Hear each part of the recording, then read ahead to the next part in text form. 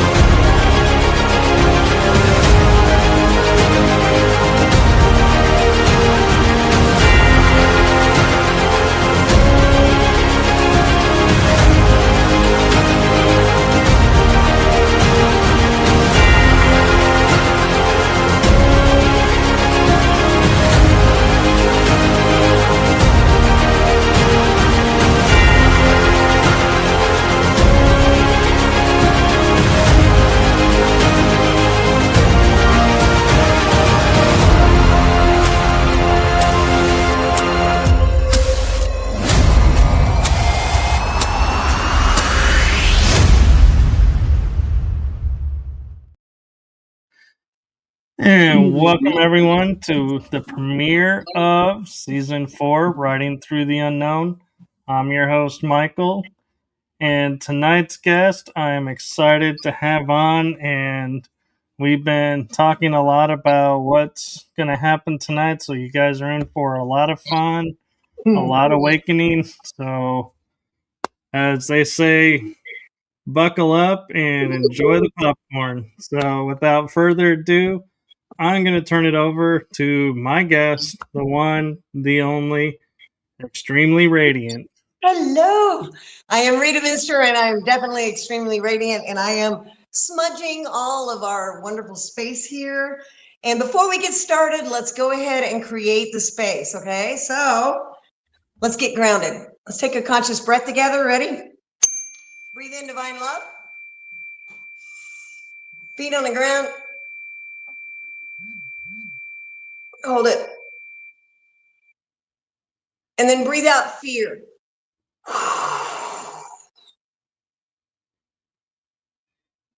Do it again. Breathe in divine love. Breathe in deep. Hold it. And breathe out time. We have all the time we need. This moment lasts forever. That's why it's sacred. There is no past. There is no future. This is the present. It's a gift. So allow yourself to relax and just be here now. Now, breathe in divine love. One more time. Hold it. This is the big one. And if you want to make a noise, you can. Breathe out worry.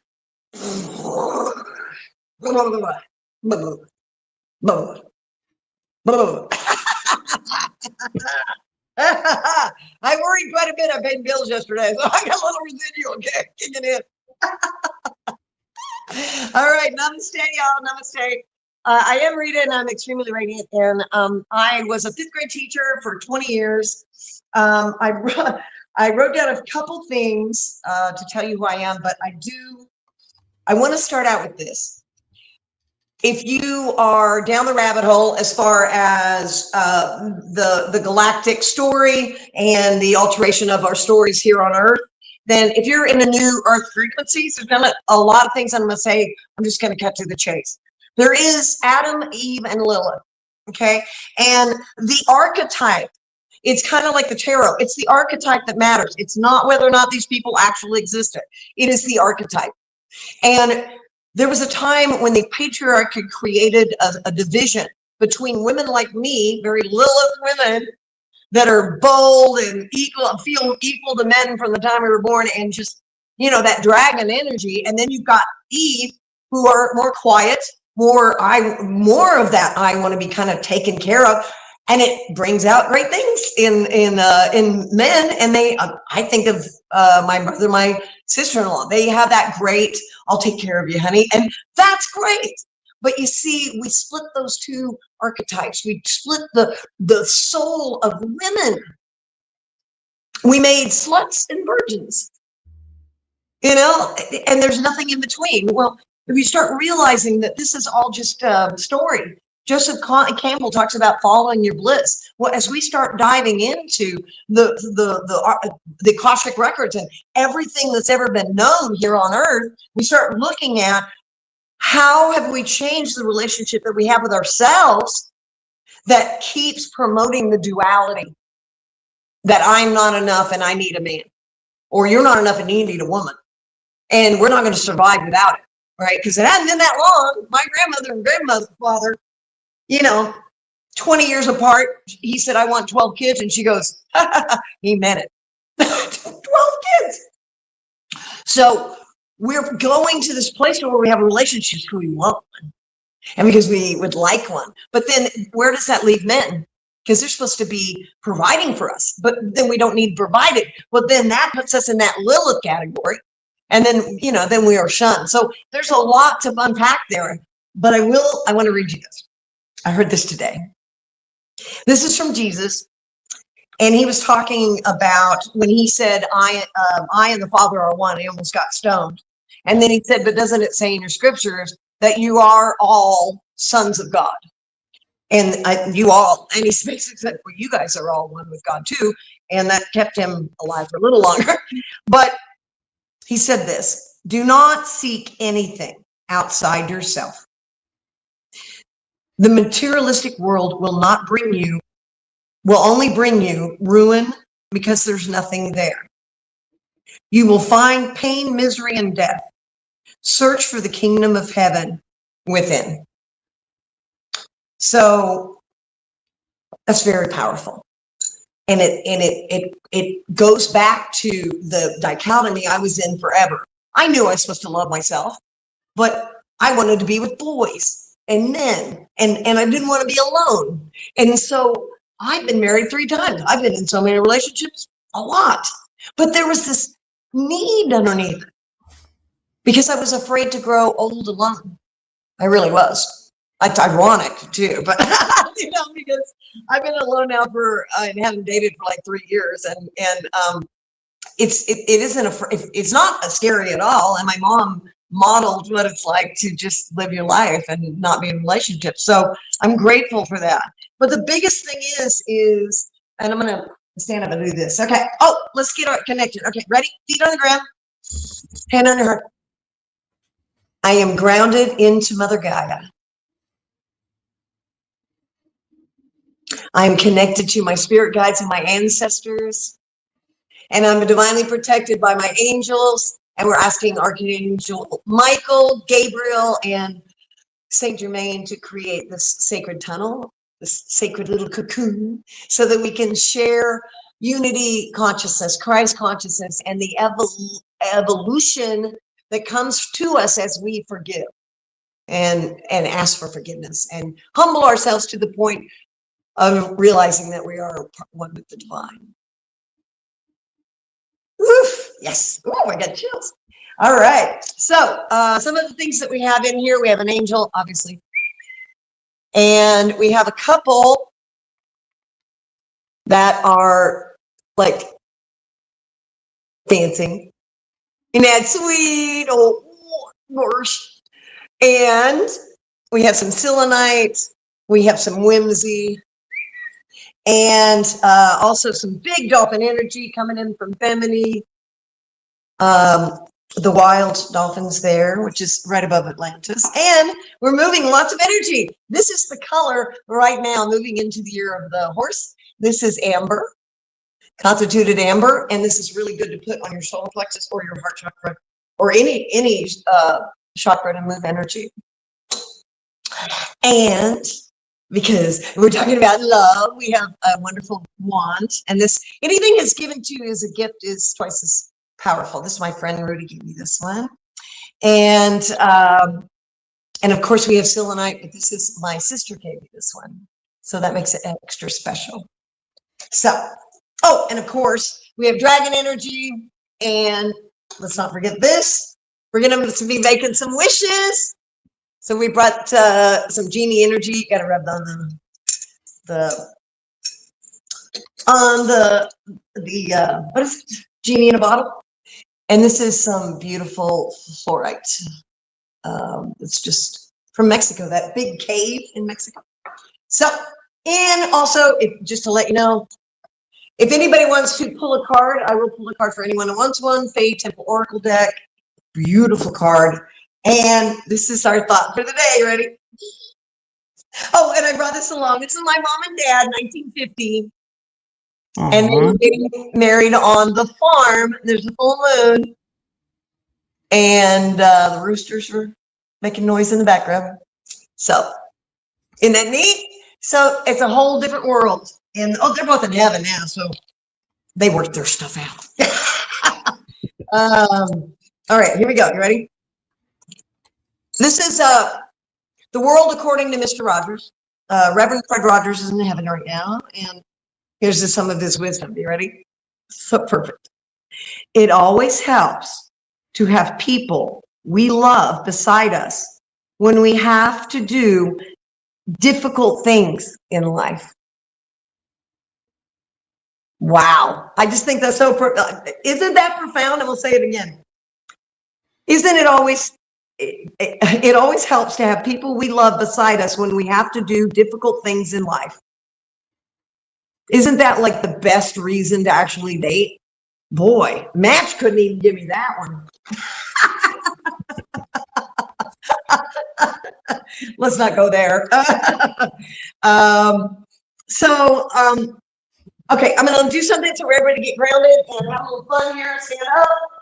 If you haven't stand up, you can stand up and back up a little bit. This is by the way, this is a Rita Forest mural. Manuel Cruz III painted it, and he lives in California, and he does murals for houses. So it's really good to embody your body a little bit, stretch. And Michael, I know you can't stand up, but you can put your hands up above you and pull and lean back a little bit. Oh, this is so good.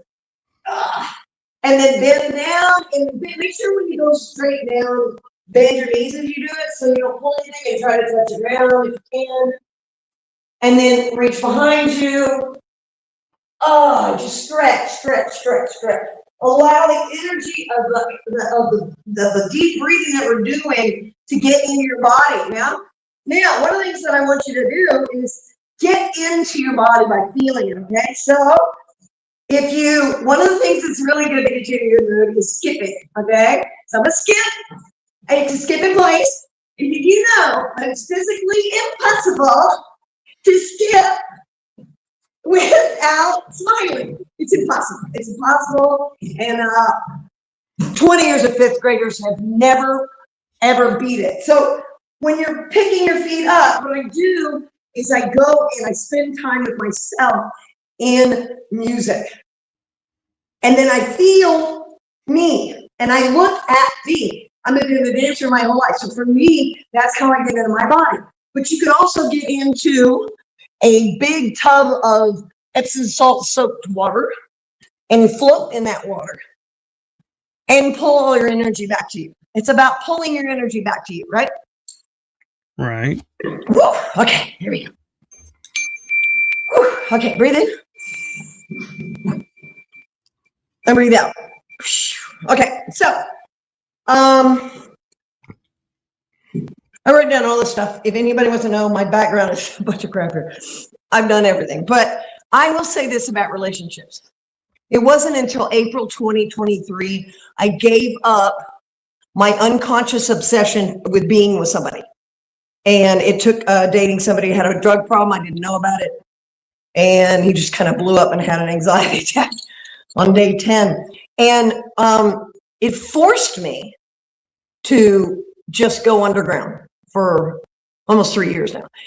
And I knew that I needed to do that, but I was never at a place to where I could. And it really came down to, I didn't feel safe. I didn't allow myself to feel safe alone.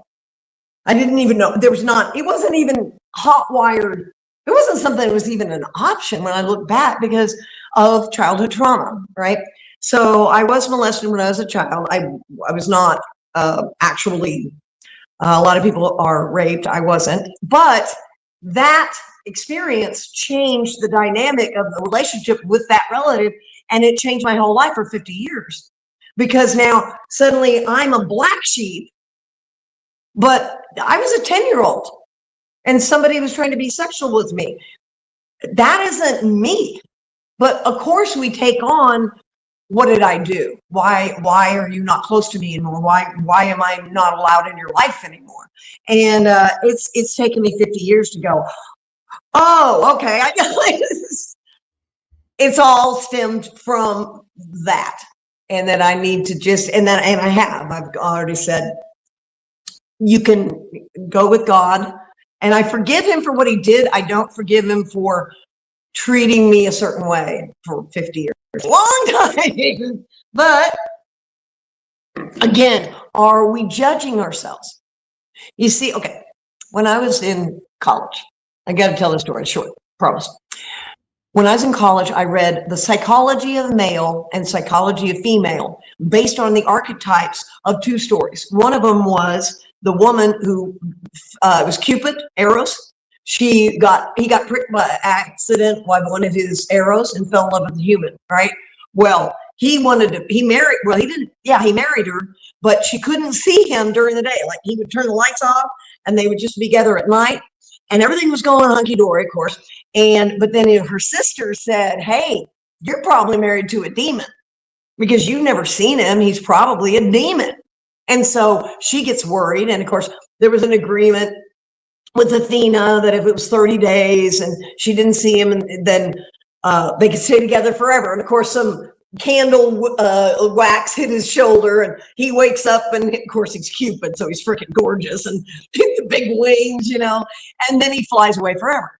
And so then she literally has to go to Haiti and do 3 tasks that she shouldn't be able to do. But of course, the fates and the gods, help her out, and eventually they actually become back together. But it is the maiden falling in love and struggling with, am I a whore or am I a virgin? And where do I fall here? And if I am labeled a whore, it doesn't matter what kind of person I am in a society that I've been labeled that way. This is going to follow me. And I think Chelsea Handler is a really good example, and some of the other female comedians, to where they lean so far in to the smutty side because they got labeled that way. And I would say that's a trauma response more than a choice in comedy. And of course, isn't most of the things we're doing based on trauma? I mean, I think it's true. I think I'm almost 62 in March, and I think the more that I look at things, the more I realize that it's always that fight or flight that is fueling what we do with people. And if we could get to a place to where we realize that, first of all, we're all one, and we're one with the divine heart. And I can't do anything for you, because you have your dreams and I have my dreams. So Neil Donald Walsh had a video on relationships way back in like the 90s. And it was about relationships. And he said, I want for you what you want for you. So let's say that Michael and I are dating. We're not. He's in Texas. But if I dated Michael and I came into his life and I said, you need to do X, Y, Z. And you need to be into my hobby, and I start trying to get him to change somehow. That isn't love. That is just a laundry list of shit I want from a guy. But if I come in and I'm loving him unconditionally, he's got a life. I'm going to let him live his life. And I'm going to praise him like every good cheerleader does for whatever he's up to. And then when he decides that he's not going to go into fencing after all, and there's no money into it, and instead of he's going to be a English major, then, I'm not going to step in the way of any of that, because those are his dreams. And if I step in the way, then I'm going to be the harpy that stayed in the way of his divine mission. So the only way to love from this point forward, and I truly believe this is the new earth. I believe that in my heart and soul, because I believe this last 5 years we are changing. The earth is changing. That sun's different. That super moon, man. And it shifts us into a new space. What is that space? Unity. is consciousness that we're all one, that Jesus has always been with us. That's why we could never find God, because we were already it. So as we start healing and pulling off the Band-Aids of these broken hearts that we've had, we start realizing that everybody else was in a bunker too. And that everybody is not wounded and not everybody's out there to hurt you. It's just that you were attracting what you chose to enlighten you. So how's that one? Now, I know, I'll say this really quick, because I sense that somebody who's been horribly abused as a child, especially sexually abused, do not feel like that that's something they chose. And I understand that. However, I will say on a spiritual level, if you do not own everything that happens to you in your life, you are not going to get off the cross. And you got to get off the cross because we need the wood. Okay, it's a tough winter up east. But seriously, if you are in a place of I'm a victim of my childhood, then you're a victim of your life. If you're a victim of this day of the people in charge, then well, what the hell are you doing, man? Like if you have a roof over your head, you had something to eat, you have maybe a job or an income, and you're surviving, then you are your own ship. And there's no they out there. That means that you are, I invented you, and you're in my dream.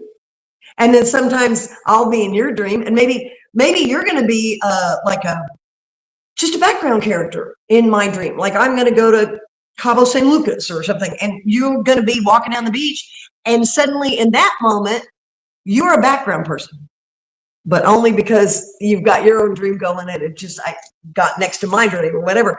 And so we start realizing that if we're making it all up, like Landmark Education talks about a lot, if we made it all up, then can we take out the shit we didn't like and put in the stuff we do like? Can we look at the trauma that we suffered as growing pains into the oneness that we can live now? And did you ever think that there would be a time when we could have this conversation? And people took us seriously, and there's freaking aliens and Palladians, and they communicate to us in light language, I haven't even done light language yet. I will do it, I will. But I do want to open up to questions, because I want everyone to understand that it begins and ends in self-love. It begins and ends in this vessel. It begins and ends in you being okay with whatever it is you think is not okay with you. And until you get to the space to where you can be truly alone with yourself, and it doesn't mean you have to leave whoever you're dating. It's just that carve some time out to be alone. Look in the mirror. Can you look in the mirror? Can you look in the mirror and go, there she is. There's a guy that got rich on like Facebook or YouTube, and he's a black man, and he goes, hey, baby girl. And he runs there, you're like, and that's exactly what he does. He comes up. Oh, and I lost my, I think this isn't charged. Is there a problem with the speaker? No, we can still hear you. Good. I'm taking this thing off. All right, good. So anyway, yeah, it's like there's no way they out there, and everything that I'm creating myself. Wow. Let's move it around. By the way, I'm Gen X. Can you tell? I love Michael because he's a millennial. Every Gen X should get a millennial when they become a content creator. Do stuff. Well, he can testify. I got on here. I'm so irritated because I had to download the app, and I'm like, just like yelling at it. You spend all day telling people you're not a robot. Yeah. So, okay, let's get into it. What do people want to know? I'd love to hear some questions. Michael, do you have any questions? One question I have is dealing with the inner child and healing the inner child. It is not something that always is right there in your face saying, this is what I need to heal. So what are some signs that people can look for that will point them in the direction of, yes, this is Inner what the child. inner child's needing. The biggest one is passion. And what are we? I think I'm going to do is I'm going to say we'll open up our chakras at the end. We'll do a little exercise, but you need to get passionate about something. So let's say that you like painting those art doodle things with the markers, and you just like doodle art. That's like the thing you like to do. Okay, then doodle art. Go do that. Do you like to journal? Do you like to dance? Do you like to go feed the ducks? What do you like to do? And I don't mean like it. I mean passionate about it. And I don't mean being the best. I'm not the best dancer. Oh my God, there's so many people who have passed me in expertise. But that doesn't mean that I don't dance every day. If you're a writer, you write every day. If you're a dancer, you dance every day. If you're a singer, you sing every day. It doesn't matter if you're getting paid for it.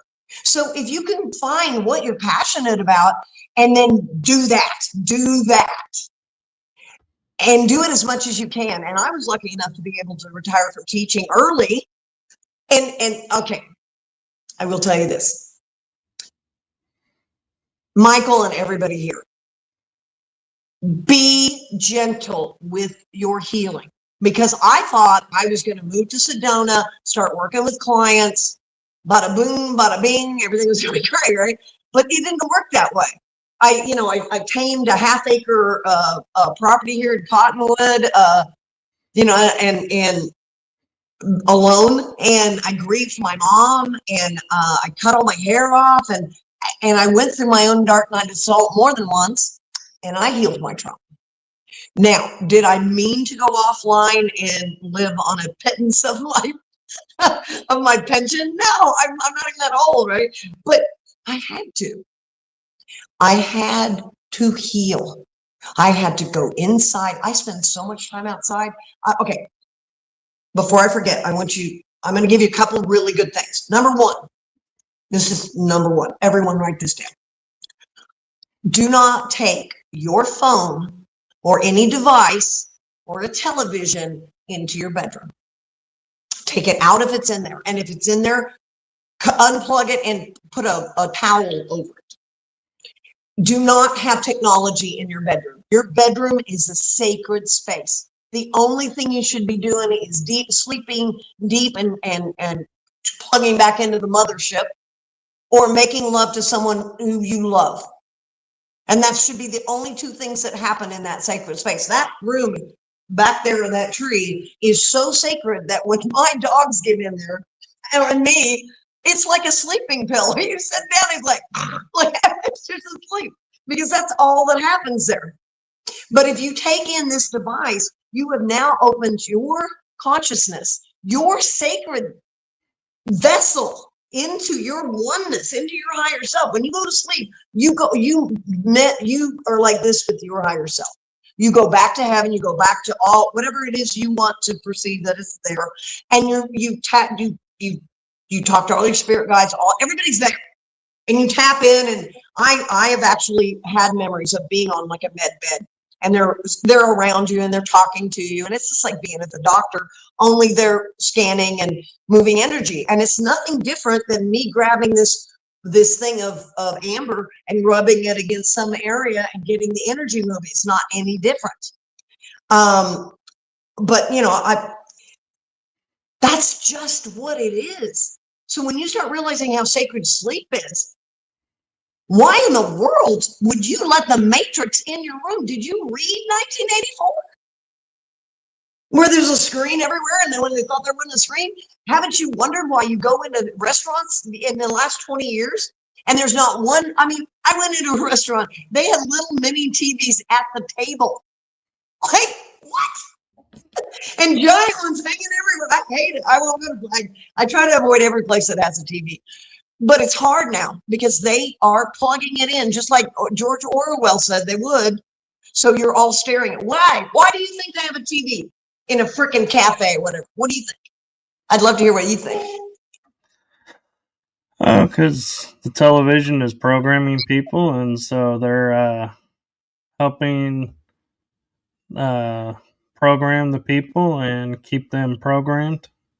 So when you go out, so let's say you're sitting at home and like the neighbors upstairs, they have a TV as big as the wall, It's on all night. And it glows, it's got its own little thing going. And you're connecting. And by the way, television and this media is benign. There is not good or evil on the media itself. The World Wide Web is not evil, but it's just kind of like a television line. If I called you on the telephone and there was a telephone cord, the cord itself isn't good or bad.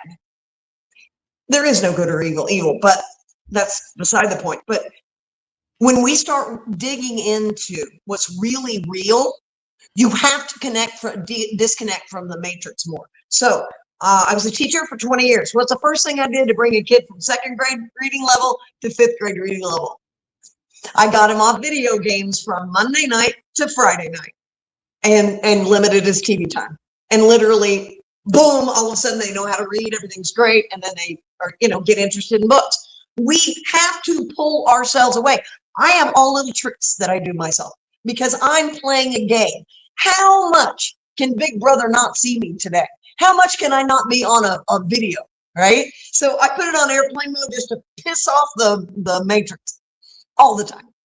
And it's just fun. And I can charge my phone back. I'll put it back on, and I'm a content creator. So I probably shouldn't be, tapping out so much. But I turn it off when I go to bed. And I do not hit that button because I have it on airplane mode if it's in there. And usually I'm looking at an alarm or something. It didn't come back on sometimes several hours after I wake up. Because you see, I train myself. There's no emergency that's more important than my sleep. All my relatives are in heaven right now, and my sister's fine. So it's like, I'm not going to be fooled. Here's it.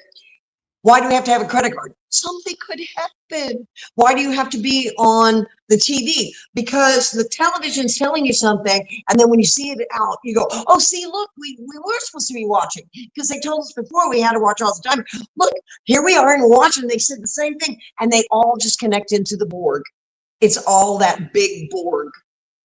I'm a marketing major, and they told us in the 80s, well, they used to tell the truth. They told us in the 80s that how they were using NLP to do stuff. And that was right about the time that Europe started saying, well, screw you. We don't want to do that to our people. They're not that stupid. And so, but we plunged forward. And so now we have this reality that people cannot unplug from a little device. That's madness right there. That's madness. This is a device. Okay, this right here. It's a phone. And it's got some AI in it. I get it. But it does not have a soul. You can't, it doesn't allow you to breathe and be outside of time. You see what I'm saying? So, okay, let's say that I go and I'm just scrolling. I go and I look at a few videos. That takes time for me. And I look and 20 minutes have gone. And I could have been outside feeding the birds, sitting in the sun, petting my dogs. I could have done something else for that 20 minutes, but I didn't know it was 20 minutes. I thought it was 5. You see? So as we realize we're being NLP, you got to get mad like I am as a marketing major. You're not going to sell me. I mean, I got so bad in my 30s and 40s, I'd get an anxiety attack when I walked in the mall.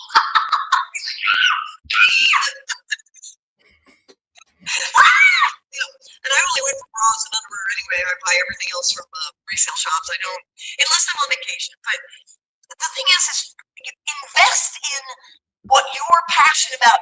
Fly your freak flag. Find out what you love to do. And let me tell you something, because I was a teacher and I was the union rep and I did everything like for my job. But when I stopped teaching was when I stopped people pleasing. And I worked with a lady who started a cult, Linda Good McGillis. But I did a session with her before she started the cult. But she looked me in the eye, Michael, just like we were talking. And it's like she looked me in the eye and she said, and I said, something about not good enough for people pleasing. And she said, well, why do you do that when you know you're good enough? And I felt like, I used to say my childhood trauma was like the Grand Canyon. And if I ever experienced it, I would never come out. Like Thelma and Louise, I thought I was just going to go off in the sunset and never come out of it. Well, she forced me to look at it, and I cried for 2 days. And it was my childhood trauma when I got bullied and stuff. It wasn't the molestation, but I never let myself get mad. And here I was in June 2021 getting mad at my mom for letting me get bullied by all these people, and nobody did anything. And my mom had just had a stroke, and she was 92. So talk about bad timing. But I allowed myself to feel that. And I finally got to let it go. And then I started to unpack the fact that that had fueled every relationship that I've ever had was based on trying to feel secure, based on trying to get my dad's approval and love after I got older and grown up, and my brother, you know. And so when you start realizing that the trauma is what separated you, then there isn't anything to do but to feel it. Okay, everybody's gone to shrinks. Everybody's gone and done all the really complicated. You don't need to do that, okay? You don't. You want a journal? Go get a journal, whatever. But that's what you don't need to do. What you need to do is get into your body. Get into this body. Feel what's going on in this body. Move it. Dance. Touch it. Get into a Epsom salt soak and feel your body all over and look at it. Love it. And if you don't love what your body looks like, love the fact that you got it there based on trauma.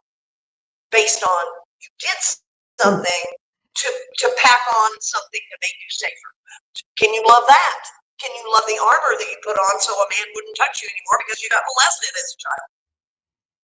Can you do that? Because if we make ourselves wrong, then we're trying to fix ourselves. We can go find that person. You have to just stop with you and realize, first of all, I'm never going to be fully healed, and that'll never happen. That will, no, it's an onion. But I will tell you this: you will land in the space that Jesus or Yahshua or Buddha will reach out to you. I worked with Sally Love, and I burned all my unworthiness under the full moon. And I worked with her, and she's a psychic that sees. I'm a blind psychic. I just hear it all in my head. But Jesus was there, Archangel Michael and Gabriel, I think it was like that. And I'm going to cry probably. Jesus watched my feet, and I could feel it. And you want to talk about crying. It is the kind of cry. It's that ugly cry. It's just, and then you let go of, I'm not worthy. How are you not worthy? Jesus washed my feet. And so since then, I heal in Jesus's name. And I had a dear friend, and I love her to death, Marilyn Channel's Adirondack Council. One of the things she told me when I'm a holographic healer for many years. And I do this because I'm Catholic. And she said, you may not do that. And I'm like, that's hot wired into my connection, into my experience of the divine. And if somebody has a tough time with that, they're going to have a tough time with me, because then, what if I channel Yahshua?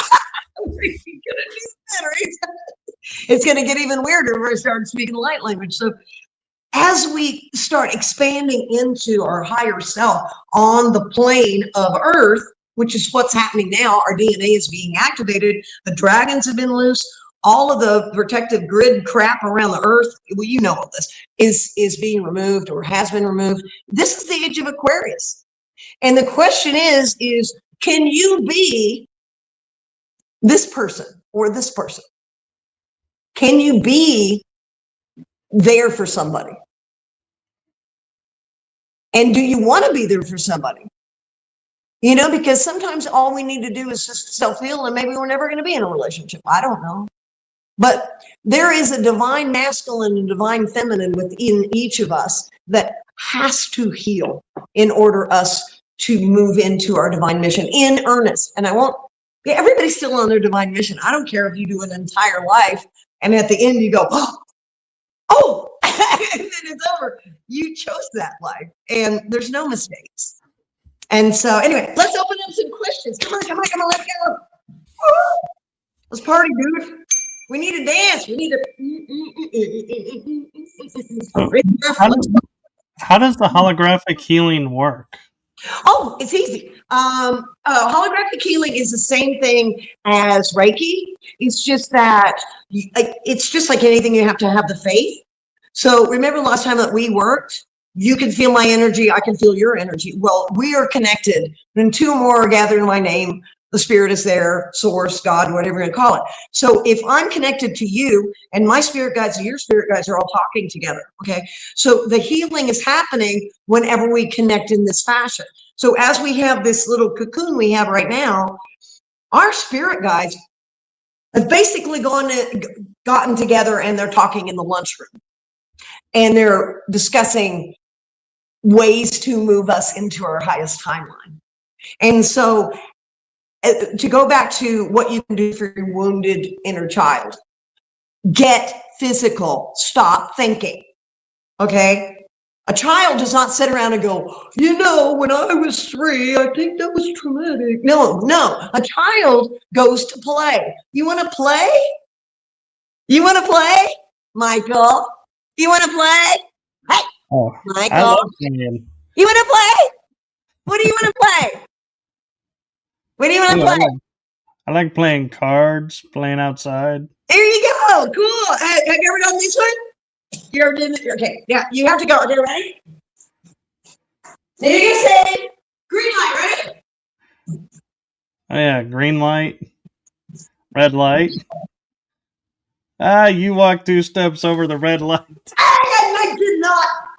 I did not cheat. You didn't say quick enough. So the thing is how easy is it to play? Well, I don't know. How easy can you get off yourself? How easy can you get over the fact you're a grown up? Whoever said you were anyway. I will insert that you're more your inner child than you think you are, because you walk around with this armor on. I'm a grown up. I'm grown up. I'm adulting. That's just bullshit. We're all walking around 5-year-olds wanting people to love us. That's it. We really are. We're walking around, you know, like Snoopy walking around Peanuts. Me, you know, and that's what we want. We want to be loved, and we want to be loved. Why? Because we are loved. But how do we get to that inner child? You don't have to wade through all the crap that happened to that inner child. You couldn't go to the inner child before that happened. And as you start to feel what happened, feel it in your physicalness, go take an Epsom salts bath, burn some sage, do some writing, do some crying, but you can move that trauma out of your body. And I want to say this especially for women, you are not your trauma. You are not what happened to you and what other people did to you. You're not. You are a divine goddess, and that's why they wanted to keep your fire from flaming up and taking over the patriarchy. If you are listening to this, then you already know that you have a divine mission. And the question is, well, then what the fuck is it? Do you want to know? Are you really want to know? Because maybe you're going to have to wade through the fact that a bunch of kids, when you went to that new school, chased you home with pine cones and tried to kill you for 1.5 years. That's happened. And I had to feel it. And then I had to cry it out. And then I can go to an Arizona cafe and come back with trauma, because people can be so cold here. And it's in the past, I had such armor that I couldn't feel the things that could keep me from being hurt. You see what I'm saying? So now, Michael, what I do is I protect my little girl. And there was a neighbor the other day that started talking smut when I was just having a normal conversation. And I went off on him. I mean, my dragon came out, my mama bear came out, and I just went off on him, because you will not drag this young lady, this little girl, into any conversation that isn't safe for her. Because you see, my adult is keeping her safe, but you see, my adult's in the background, because my adult had to run shit for up to 57. I worked from 10.5 to 57, and now I'm in the background. And I had a near-death experience 4 years ago, so that does speed things up. I will mention that. But when you sit down and think about it, you, me, there's nothing different between us. But you walked a path, I walked a path, and then we met in the middle. And we're bringing information about a new way of living. Think about that. Isn't that? I mean, it's mind-blowing to me. It is. So anyway, okay. Question. Let's get some questions. Come on. No, it is very cool, and I love the synchronicities, how they happen, and energy just brings about. And on this show, I've talked about my near-death experiences, and I've had guests about them. And so I would offer, if you are open to, could you share what your experience was like, because everyone's is different. Sure. I'll give you the Cliff Notes version because I don't want to go on and on. But I was very sick at 19. I had Candida albicans, and they put me in a mental ward, and they gave me Navine, Thorazine, Cogentin, and a bunch of drugs. And at one point, I attacked a nurse. She was messing with the patients, and I went after her. And I was in Taekwondo at the time, so I was pretty fucking tough. And I had red whelps all over my body. I had hypoglycemia, food allergies. My immune system had just dropped. And they put me in a straitjacket and put me in a padded room, strapped to a table, in a straitjacket. Sorry. Oh gosh, I hadn't felt that in a while. Oh my God. And by the way, I will not wear a turtleneck or anything tight. And if something gets on me like a sweater, I'll have a freaking panic attack. I'm like, get it off. And that's definitely a trauma response from that.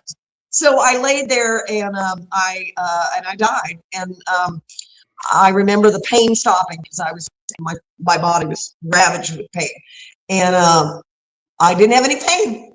And I flew up to the corner of the room, and there were people in white robes. So they didn't have wings, but they just were in white robes. I know one of them was Jesus, and the other ones, I guess, were my spirit guides. There's two men and a woman, and we just flew around out. I knew them, and we flew around outside the window, and it was so wonderful because I didn't have any pain. I mean, it was so love, and there was love, and I knew him, of course, and I was just yeah, nirvana. And then it wasn't very long because I'm sure it wasn't dead that long, but because they came to check on me and they were shaking me, and I was up in the corner with, I think it was Jesus, or my heart said it was probably Jesus. And so we're looking down, and they're trying to wake me up, and I said, "Oh no, I'm not. No, I wasn't. No, I was not going to go back." And he said, "It's not your time yet." And all I said was maybe. I don't know that I said yes. But the moment that I said maybe, I was back in my body, and I was in a lot of pain, and I couldn't itch, and I itched all over it. And I had a panic attack the moment I woke up while I was sick. And they did take me out of the straitjacket because I was so sick finally, but it was a long road back. And I forgot that. It's amazing to me that I forgot that, because you're 19 and you're trying to get your health back and go to college and figure out who the fuck you are. Right? Well, then in 2021, I got I went to Miami for $300. I won't say who, but there was some content creators, and they did this party for $300. And I'd already had a bad experience with them on a Zoom thing, and I'd spent some money with their little organization, and they'd already kind of got after me online. Well, when we went to this thing, it was a really bad event. And the next day, the hotel they recommended, I got a pizza, and I got the mozzarella was not cooked enough, and I got chronic food poisoning. And I was, for 5 days, I thought it was the flu. And then when I got medicine, I got sicker, and I almost died. And I didn't leave my body then. But what happened was my egoic mind shut off completely. Oh, it was so great. It was so great. So I'm laying in bed, and my mother was on hospice. She was actually dying of cancer. and my sister was helping her, and I'm her caregiver, but here I'm lying there, and I made, and I felt like I made a mistake going away for the weekend for, winter solstice, and now I'm dying, and, I felt guilty, and they were walking past me, and I went, see, you're supposed to be doing that. And I heard that voice, and my higher self said, hey, shut up. Don't you say another word. And that voice just went, it was gone. It was gone. And I was like an animal. When I woke up, it was like, you need to go to the bathroom. Okay, so go to the bathroom. You need to eat something. Okay. You probably need to go to the hot tub for your pain. Okay. You better lay down again. And it just gave me, I felt like I knew what it was like to be like an elephant. Like, just think about that next moment, like a bird, like, oh, I need water. Oh, I need this, that's all I had for about 2 weeks. And when it came back, when it came back, it is the politest little bitch you ever met. It is so much nicer than it was. It doesn't talk about my wrinkles. It doesn't like look for flaws, and it doesn't ever hijack me like it did, because I know it's not me anymore.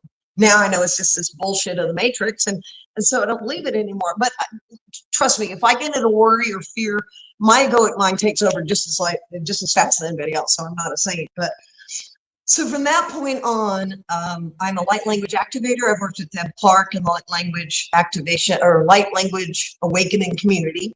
And I worked with the Adirondack Council, Marilyn Harper, for over 3 years with holographic healing. Oh, and you asked about that. Holographic healing is nothing more than what we did with energy, only it's intentional. So I'm visualizing inside your body, and those things are actually happening. We get confirmation. It's amazing to do a group of women and work on someone with, back problems, all this. And by the way, I'm certified, meaning I worked with my friend Rudy once on his shoulder. Talk about crazy. I had just gotten over about dying. Mom was dying, and it was time for my exam. And I went, anybody on Facebook need some healing? And Rudy said he had a bad shoulder. I did it, and I'm supposed to have done 60 practices. For free. I didn't do any. I was a caregiver. And I fucking aced it. It was awesome. So this is my experience. I love everybody I've ever worked with. But you have to get over the heartbreak in the love and light community, that as you become a starseed light worker, as you start remembering your past lives and remembering and having all these powers, one, you're not special, because we all have it. And two, you have to create special boundaries around you, so that, because I experience things so intensely now that I will not let myself be in a position where I'm going to be harmed anymore, because my inner child wants to party. I want to have fun, man. I listen to Bob Marley, man. Like, we have fun. And I want to live in that space of fun, in that Mr. Rogers neighborhood, because that's my reality. Now, it's not your reality. Okay, well, then join me. Go ahead and, grab something. Let's, get a maraca. Let's dance around the kitchen table. Like, it doesn't matter. All it matters is that you are walking forward in your dream of this reality. And the only thing that's real is this divine mission that you made up, and you're supposed to remember it. That's it. That's it. And you can't do it wrong. There's no way you can. And people get upset when you say, like, Hitler went to heaven. First of all, there's no hell. So where else is he going to go? And nobody is thrown away. Nobody's garbage. Okay. Married 3 times. You want to talk a bit bitter? Married 3 times, found the love of my life in Tantra. Douglas everybody had a crush on him. Good looking, had this big chest. His chest was bigger than the rest of him. Tall, good looking. He led men's, retreats, and he was the bomb. Well, after 2 years in our relationship, he took his life, and he left me in charge of his estate, and his ex-wife and his 12-year-old child, and plummeted me into grief. I drank wine every night for 6 months, and I'm not an alcoholic, although I've been in it like 8 years of my life. That sent me on the path of ecstatic dance and sound healing, because they had to save my soul. because I almost lost my happiness. And Douglas was a wonderful person, but he did not go back to he had diagnosed depression, and he got off medication and he got out of shape, and it just got worse and worse and worse. And he planned it for a long time, which makes it even worse. So once that happened, it changed my entire experience, because I'd never even, what dark night of the soul. I'd lived in 3 states. I'd had 3 ex-husbands, 3 stepkids. What? I could live through anything, right? But this kicked me hard, and it changed me. But it also I became a healer then, because once you get done healing, you go, hey, over here. You can do this too. So yeah, okay, let's do some questions. So one question I have, I'm curious if you ever thought about, is if your 2 near-death experiences opened you up and prepared you for the light language and to do what you're doing. Well, you know what? Yes and no, because I think anyone could be activated, because I was in a group of women, they all got activated for light language. So I think, and I'll say this over and over again, keep it simple, stupid. The only thing stopping you from being a psychic or sound or automatic writing or light languages is trauma. You haven't healed enough trauma to open up all your chakras. And I'll say this, I'll stand up for it. Most spiritual people have this, your creative center and your root chakra is blocked, because they just shut that off so they don't get any excitement. And another thing that I'll say that's really maybe controversial is you need to be touching yourself. Now, I'm not talking like being obsessed, like men sometimes get obsessed where they're always masturbating. That's an obsession. I'm saying you need to touch your body and move that energy. And for a woman like me, like I could go several months, and if I don't move that energy, it actually physically hurts. Isn't that weird? Because there's so much power to it that if you feel like you're going to blow up. So you need to move that energy out, because it's getting blocked. It's like Drano. You've got all this energy in your lower chakras, and then you sit on the couch and you go, I don't feel passionate about shit. Well, of course you don't, because you don't have any energy going through those lower chakras that are getting you on fire. You should have a Roger Rabbit in your creative center going, wow, let's go do something. You should have somebody, some part of you that's fucking crazy, that wants to go and, bungee jump. There's a part of you that is that inner child that is not in any way wounded. And as you start being more passionate, then those wounds will come up, but you can heal them to feel them and let them go. You don't have to.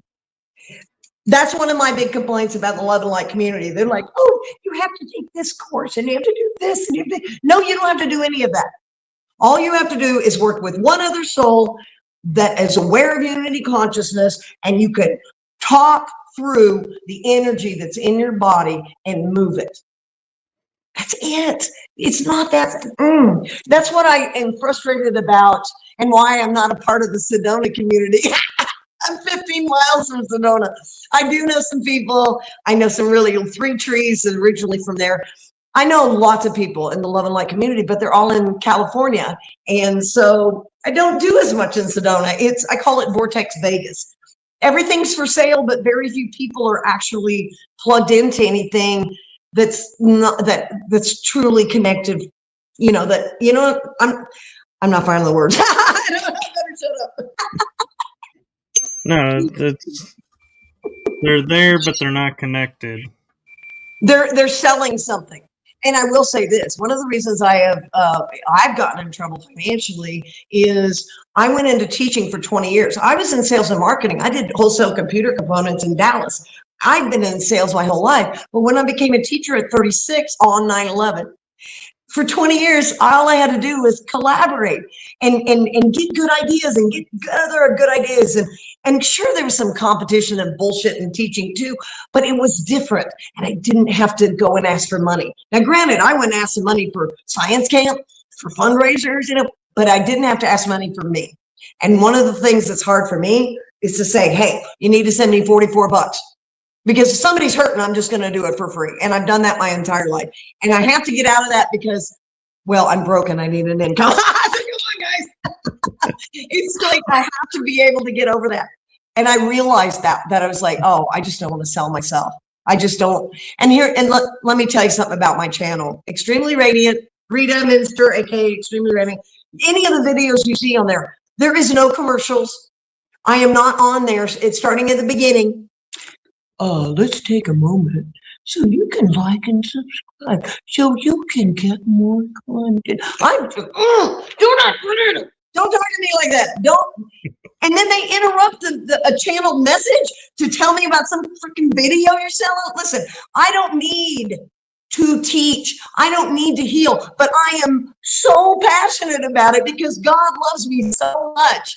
And I'm just seething with the energy of the Holy Spirit that wants us to live in Eden right fucking now.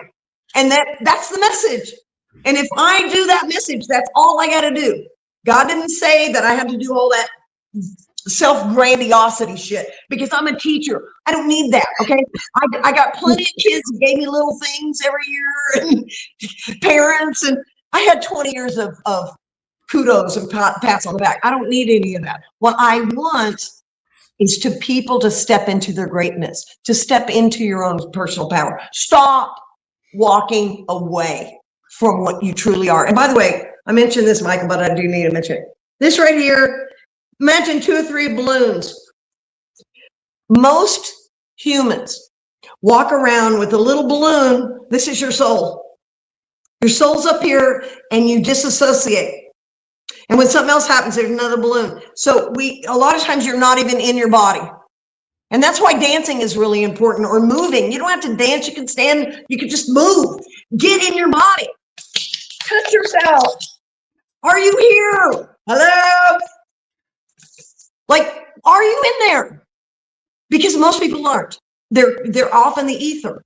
And that's why, like I said, don't have technology in the bedroom and take some time outside with no technology. Go outside at least 30 minutes to an hour every day, no technology. Go outside with nature. No, don't take your phone and take pictures. Like, literally get away from the phone. Go to and eat a meal without your phone. Leave it in the car and just look at people in the diner. You probably freak them out, but do it because I want you to be in my Gen X life. I used to get on my bike and just go for hours and disappear as a kid. I have an imagination that never, ever stopped because my mom was this freaking Mary Poppins type person that kept this alive in me. And so I'm so grateful for that. And she's on my spirit team, of course. So we have an opportunity to be so passionate about life, but we stop. We stop ourselves. Why? Because we're going to look weird. Well, everybody's weird.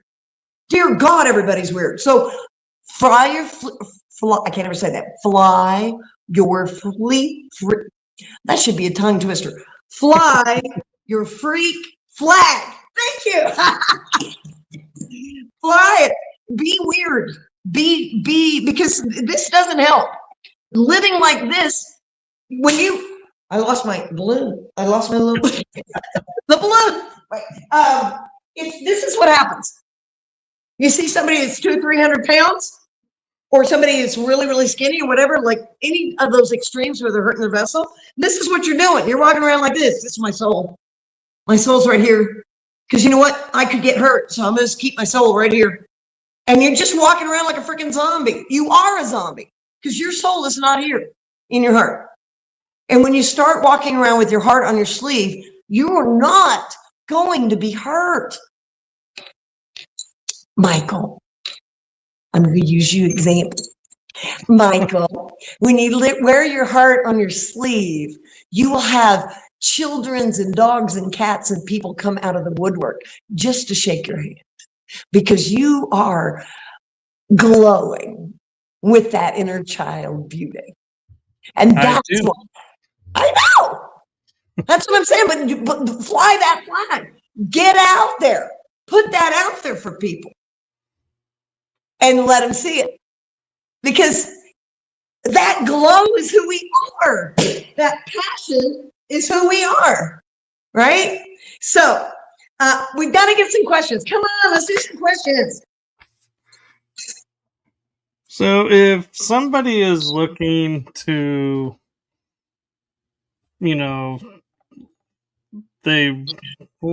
how do I phrase this?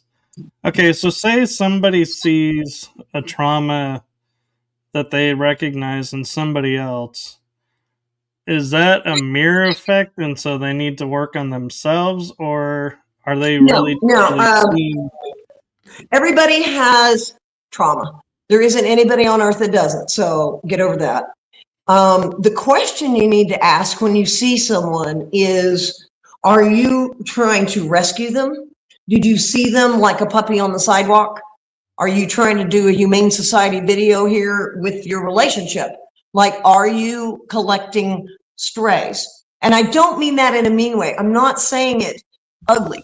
But I mean, I went out with a guy that was much younger than me, and he was a meth addict. I didn't know that. But why did I do that? Because I was hurting because my mom just died.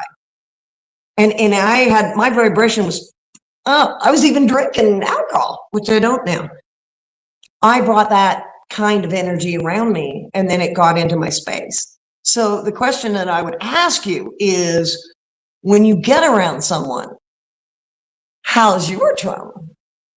How is it, like when you see someone, let's say you go on a date with somebody, let's say Michael gets a blind date. Why not? Somebody goes, hey, I think you'll love her. So he goes on a blind date. He walks in the room, he walks to the restaurant, whatever, and you meet each other. What are you leading with? What are you bringing to them? Are you bringing that Robin Williams, let's have fun energy? Are you coming guarded? Are you coming into it going, let's see who she is? And are you gathering evidence? Okay, and I got to tell you the cup story. This is a little funny. Okay, I knew a man. This is a true story. I wish it wasn't. I knew a man in a meetup group. We never dated or anything, but he told me that his mother had this thing about coffee cups, and she always had them upside down because she didn't want roaches or dirt to get in them, and it was much more logical. She had a whole psychology around this cup situation, right? Well, poor guy. He was raised with these cups, right? So he would literally, and he told me this, he would go out with somebody and go into her cabinet and see how she had the cups and dump them if it was not.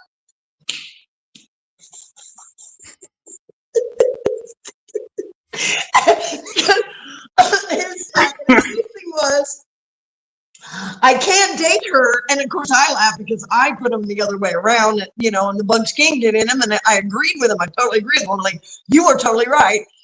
And yet I will never, ever do it because I was raised the other way and I just do it root memory. I don't think about it, right? So how many women did he dump because he wouldn't switch over their fucking coffee cups? He's looking for mom.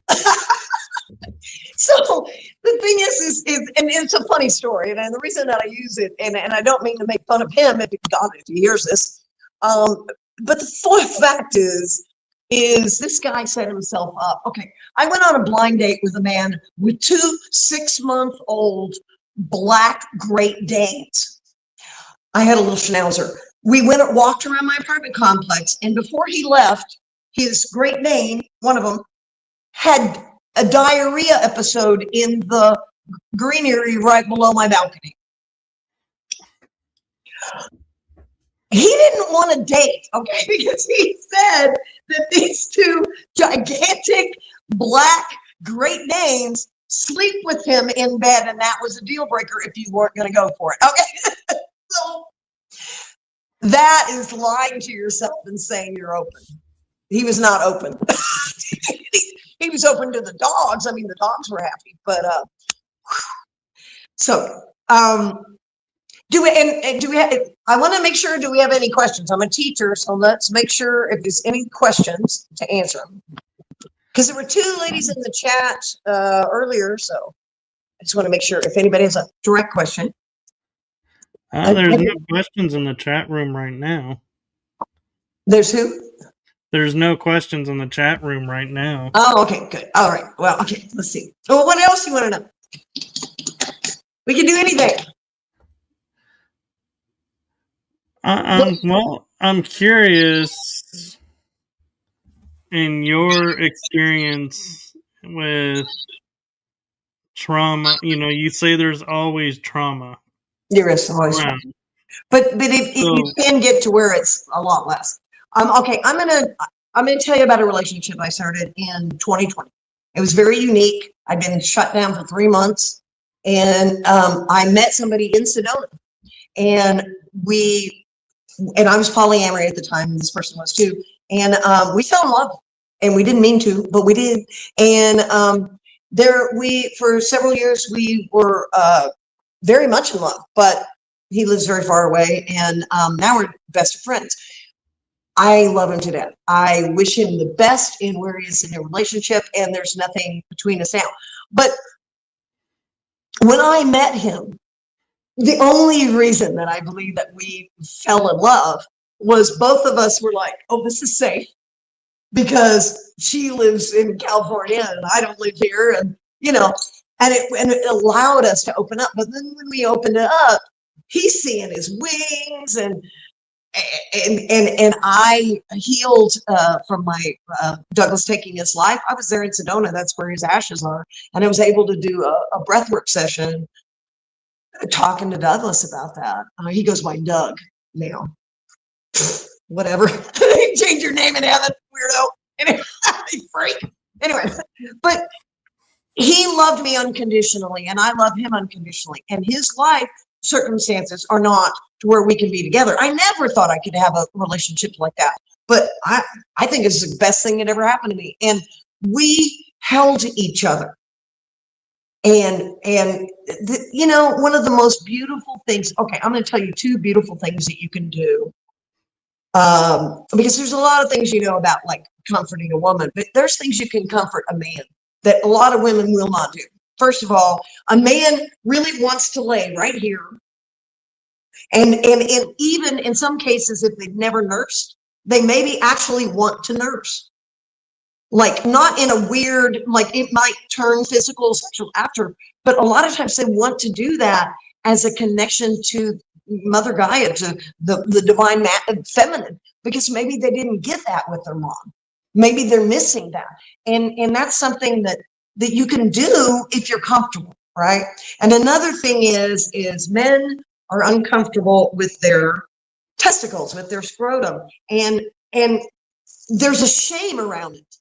We've done so much to shame the balls that the thing that you learn in Tantra is to be gentle. If you're with somebody and you're with your woman, the man, and make sure they're clean. You're really clean, obviously, and that's one of the things that's important. But if you're holding someone's testicles and you're just gently squeezing them, and you're holding them, and you're just saying, it's okay. This is okay that you have these. I don't think this is gross. I think your body's beautiful. Because women on the regular say, I love a man's penis, but I hate his scrotum. It's a package deal. You don't get one with the other, okay? So being able to get past this to where we're demonizing the man's body and then putting women's bodies on pedestal, all of that's ridiculous. So as we start to gently and in intimacy, get to know this person. If you go and listen, I've done it 1,000 times. I can tell you for that doesn't work.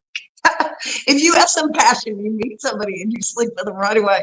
Well, my last relationship with Bruce, we were together for over 3 years and then on and off for 5. We made out in the car right after we met. And so, but that is just NRE. NRE is new relationship energy. And so if you don't set boundaries, boundaries are huge. Okay, I went to a camp where it's a clothing optional camp. It's a hippie camp, right? And one of the first things that I realized from being in a place where you can do anything is I had no emotional boundaries with relationships. Listen, if I was dating you, I would literally carte blanche, just open season to my life, my soul, my everything. I'm just going to turn it over to you like you bought the fucking deed, man. And that's whacked. That is so messed up. But I had to learn that from friends in this community that I had no boundaries because I just wanted to be loved. And I was willing to give up everything just to be loved. Well, that's trauma. So now I understand that you have to take your inner child in hand. You have to love up your inner child, but you also have to make love to your body so that the energy moves through you, or you're always going to be stuck in the past. Your body is an energy center. And if you're not doing anything for these lower chakras, that's why everybody gets heavy in America, because we don't move energy through these chakras. We eat shit food. We drink caffeine and alcohol, and then we stare at the boob tube, right? So I don't even own a TV. I haven't for 5 years. They're worthless. So all I know is there's no way they out there. Love yourself up and be silly. You see, the serious part is the made up part. You sitting there being like, you're playing. That's where you're playing. It's like South Park. I mean, you can't laugh at it, because it's like, right? Allow yourself to realize the absurdity of living life, anything other than like the Robin Williams level of excitement and passion. And I'm not talking, if you're not like me, don't try to be me.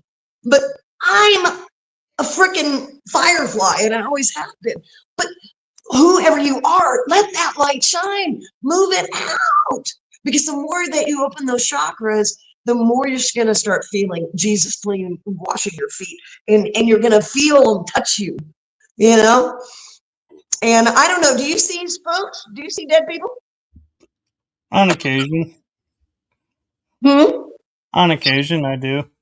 Oh, that's cool. I'm kind of jelly. I've had conversations with my spirit guides. No, really, guys, I can see him now. No, I'm not going to freak out. No, seriously. But I don't think they believe me. And I didn't tell you, I learned how to break into Akashic Records with working with 33 kids in a room. And I told them the story about the monkeys. I'm sure you know about the monkeys. What is it, the 34th monkey or? The 100th monkey. 100th monkey, that's right. Well, so I told them the story about there was bananas in the sand, and they buried them, and then eventually a female monkey went and cleaned it off in the ocean, and then she taught the whole tribe. Well, then they went to an island that's, I don't know, 10 miles away, 20 miles away, 100 miles away. It's a different island, same kind of monkeys. The first day, a female monkey goes and grabs it out of the sand, washes the monkey, the banana off so there's no sand on it. So it proved that there's a collective consciousness for the monkeys that they don't have to relearn that. So those whichever, those monkeys, the ones with neat tails, they already learned that skill. So it became something known. And then they just evolved beyond that. Well, everything that's ever been known, that's how I used to teach. That's why people used to get mad at me too. Because my students connected into the Akashic Records. We would visualize, we would do mindfulness, and we could connect into everything that's known.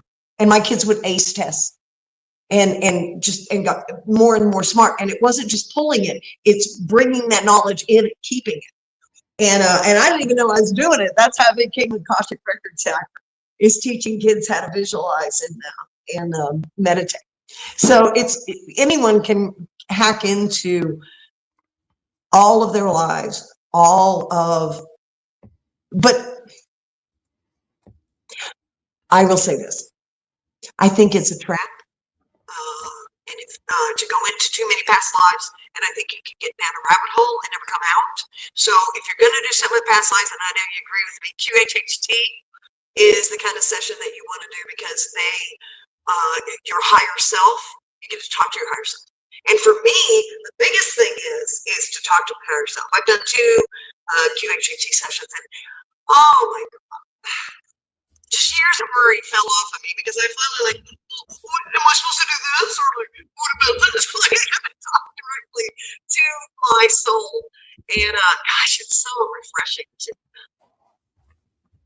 get it straight from the horse's mouth. I actually have an interesting question for you. Yeah.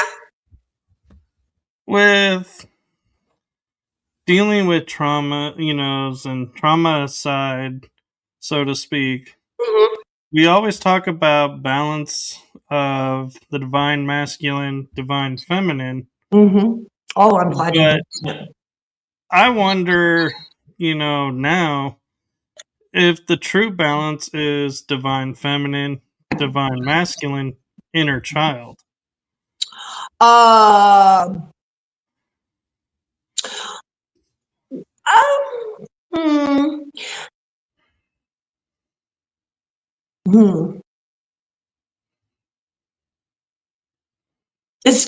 I can't say why, but it's discombobulated.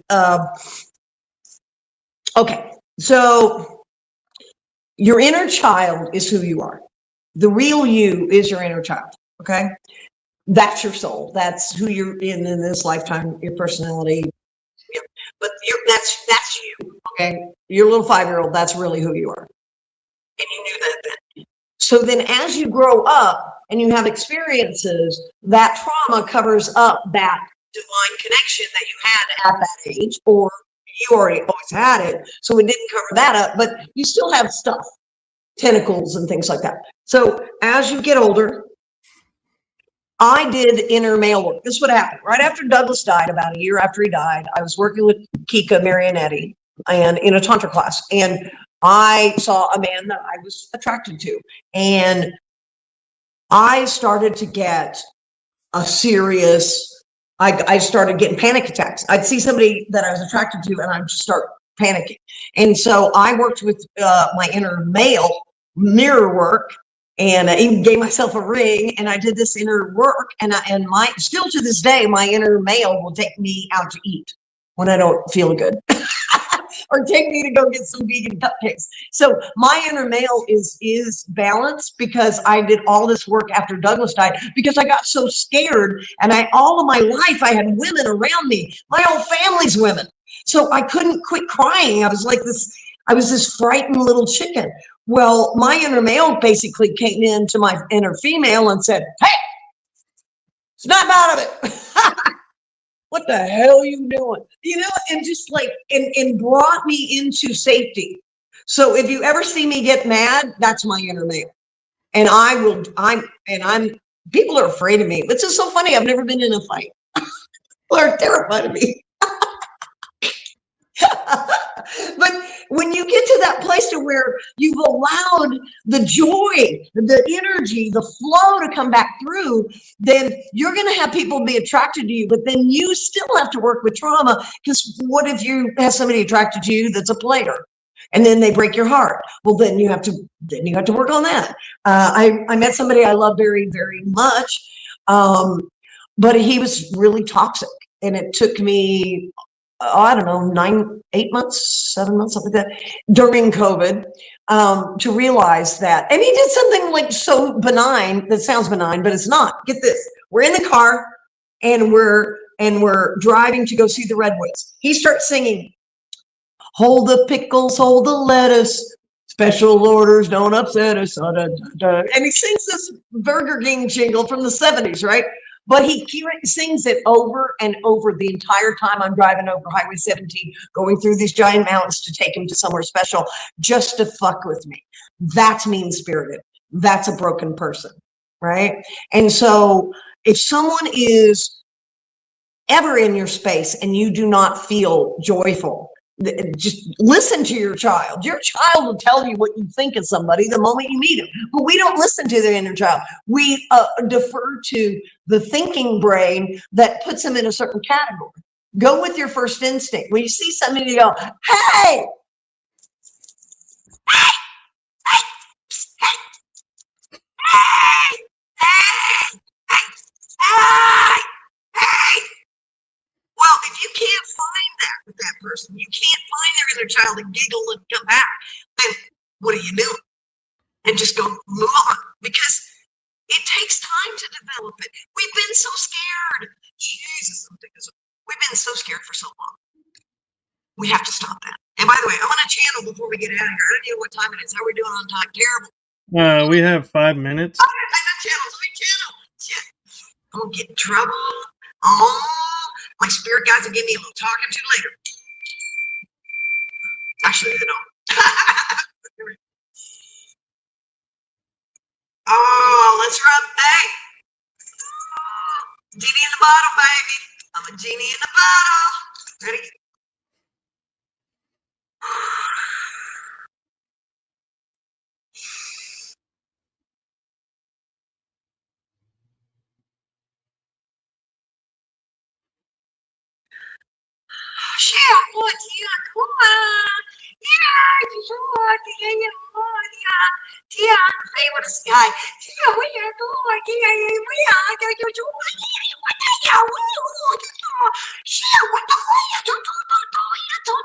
And they're saying to you, Michael, you should know better.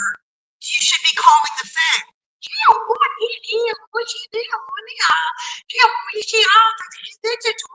We're everywhere.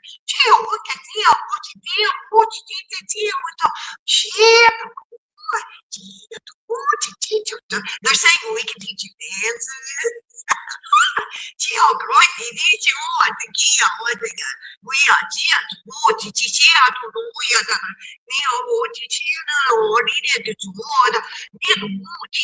We'll go outside.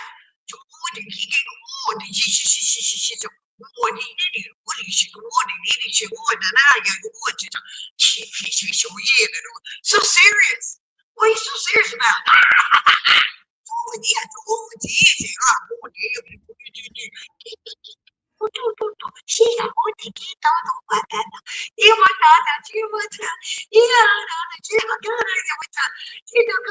They were laughing. They're so serious.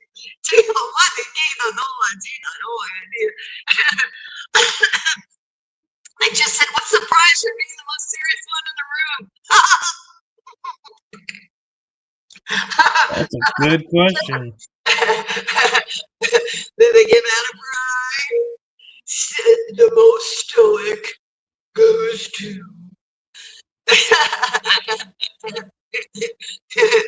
when it's they said, when's the last time you laughed so hard that you peed your pants? Oh, probably a couple weeks ago. Okay. Well, I mean, menopause might happen all the time. So, it's clearing out our heart chakra, and they're trying to remind you that there is this present moment. This present moment is divine. It lasts forever, and there's nothing in this present moment that needs definition. As we move forward, you're choosing love, not fear. That's all you're doing. You're choosing love instead of fear.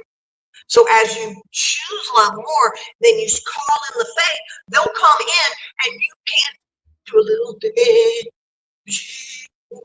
And then you can start bringing in the gnomes. That's why this gnome's here. The gnomes. And so honestly, this got to be for you, by the way, because the gnomes hardly ever come through. But they were like, no, we want to come look at the Lord. I love you. All right, so this energy, this love that's coming bubbling up from our inner child, it's like champagne. It's bubbling. And as we feel that, what releases is that need to blend in. As as if anybody could ever blend in at anything, right? So as we let go of this not being unique, blending in, all that, your inner child will start coming out and make it a game. I've been doing this for a long time because I'm a bit crazy, but you just, how odd can you be without getting arrested? And go into a cafe and say hello to everybody and then be like, tag, you're in. Like, how much joy can you bring into a room? How much joy do you want? I can't hear you. You want some joy? Joy? I can't hear you. I don't know if there's a limit to how much joy I can bring to a room. So, allow the, these are all codes, allow the passion that you are passion. Allow the passion to come out. And the biggest reason that we do not open up to all of this is that we're afraid we're not good enough. That is just the matrix. It's ridiculous.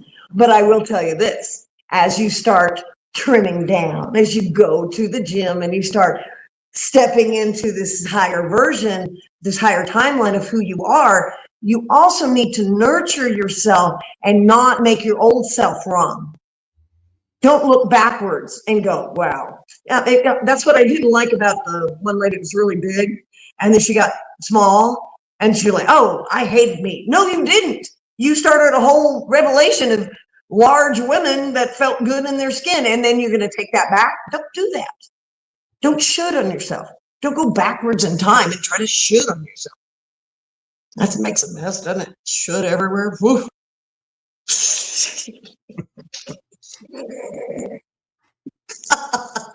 So as we lighten up, we realize it's not that hard.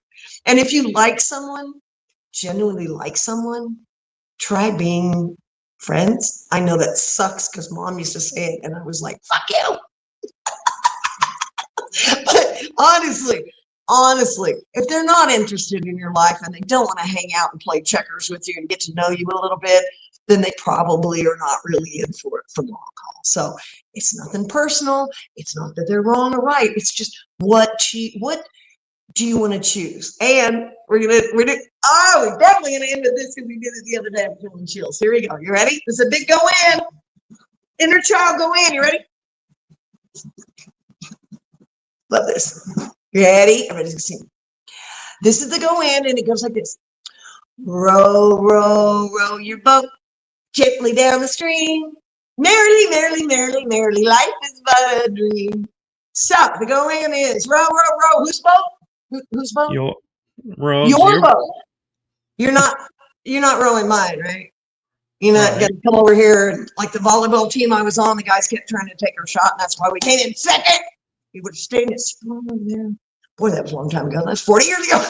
We could have won. Anyway, so that's the weirdest randomness thing. That was in Addison, Texas, and so long ago.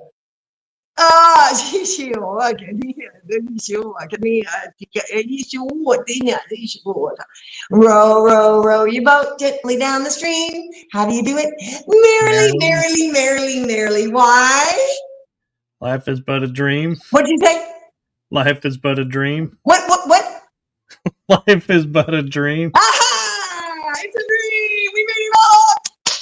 So if it's a dream, it means you get to take things out, put things in, put in your dragons, put in your powerful dolphin energy, put in the possibility of loving the way you actually want to love and not taking a consolation prize, being that person. Yeah. Row your boat gently down the stream because it's a dream. And until you get in your own lane, you're going to suffer. Suffering, the Buddhist got it right. Suffering is not accepting what is. Hello? It is what it is. And there's nothing wrong with it. And you get out of duality. You know how you get out of duality? You realize that it was all bullshit anyway. There's no way you can get out of grace from the person that created you. It's like Play-Doh. Like you fashioned a Play-Doh into a gun, and now the Play-Doh can no longer go back into the Play-Doh thing because it's now a gun. That's as stupid as it is as believing that you could do something to lose God's grace or help. But I will tell you this. Most people walk away from God because they're so terrified of their own power. We are not afraid at all of being a couch potato. We are fine with that. We are terrified of stepping into our power, and then God's going to ask us to do shit. If I do that means you're going to want me to do this, aren't you? And yes, I will tell you right now, yeah, too much is given. That's a Bible. Too much is given, much is expected. So that means I can heal. There are two women that I helped move energy, move spirits out of their body. They were possessed. That's Jesus shit, man. I don't need validation on that. That I'm saying this energy's here. The new earth is now, and you can do it, and so can I. And if I did it, you can do it. And that's where we have to get out of. We have to quit grandstanding and going, look at me. Well, it's not going to be look at me when your next door neighbor, who's a chain smoker, suddenly starts speaking light language and he's psychic. What are you going to do when everybody on the block is now psychic? What are you going to do? So yeah. You can't do this for the money. You got to do it for your divine mission. And I promise you, if you start doing what you're passionate about, let's say that, okay, go back to doodle art. Let's say you do doodle art. You love that. Do that, and spirit will open up something else that will be bigger. Because I believe every star seed and every light worker is going to be the leaders, because meek will inherit the earth. I believe that we will be the ones that set up the communities, the communal communities, and teach people how to love. I believe that with all my heart and soul. I really do. And you one of them. Can't get out now. Yeah. You signed that little agreement. Yeah. Thank you for sharing everything and sharing your knowledge. What's the best way people can get a hold of you? I'm on YouTube, Rita Minster, aka Extremely Radiant, and I'm also on Facebook. And I don't have 5,000 friends yet, so you can friend me. And if you want a private session, you can send it to my PayPal account, which is extremelyRadiant@yahoo.com. And I'm doing a special $44 an hour for anyone that wants to work, and we can do anything. I can activate you. We can work on trauma. It's pretty much anything that you want to do. And I have a money back guarantee too. So if you're like, you're not worth $44, I'll give it back. It ain't about money. It's about activating your divine power, because our DNA is changing. Did you see the sun today? Did you see it? It's like, wow, it's white now. And it's got this big aura around it. It's like, it's a miracle to be here at this time. But I will say this, because I don't want everyone to think I'm all freaking Pollyanna all the time. I was in tears last night paying my bills, and in a lot of fear and a lot of worry, because this matrix, it ain't playing. We are in a very, very important time. So allow yourself the grace to take a nap. Allow yourself to step out of the fray. Don't go to a protest if it's going to break your heart. Don't go to that, that place where the cows are being abused if it's going to break your heart. Protect your soul, because that's all you got. Yes, thank you. And thank you to everyone who watched and will watch. And so I will end it with my heart and the heart of my show to you. Thank you for what you're doing for humanity. Thank you. Ooh, definitely feel that. Isn't it incredible? We get to do this. We get to talk about this, and people are not throwing us in the mental ward anymore. Yay. Well, thank you all for this premiere episode and tuning in, and stay tuned for more episodes to come. Definitely. We'll definitely do this again. And let's definitely get creative. I'll get on your short list. And with that, we'll say goodnight, everyone. Namaste, y'all. Love and blessings. Bye.